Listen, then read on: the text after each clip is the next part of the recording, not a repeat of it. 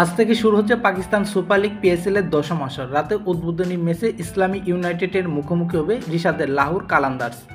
এবার লাহোর কালান্দার্স হয়ে খেলছেন রিশাদ হোসাইন। একাদশে এ লেগ স্পিনার থাকবে কিনা তা এখনও নিশ্চিত নয়, তবে ধারণা করা হচ্ছে প্রথম ম্যাচেই মাঠে দেখা যেতে পারে এই লেগিকে।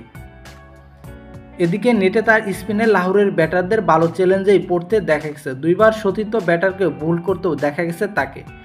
লাহোরে রিশাদই একমাত্র leg spinner. Batting all rounder Sikandar Raza ছাড়াও দলে দুজন বাঁহাতি স্পিনার আছে।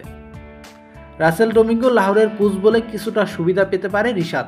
ব্যাট হাতে তার বিধ্বংসী হয়ে ওঠার ক্ষমতা সম্পর্কে বেশ ভালোভাবেই অবগত বাংলাদেশের সাবেক প্রোটিও কোচ। রিশাদ যে দলের গুরুত্বপূর্ণ সদস্য সেটি টিম হোটেলে তাকে বরণ করে নেওয়ার মধ্য দিয়েই বোঝা গেছে।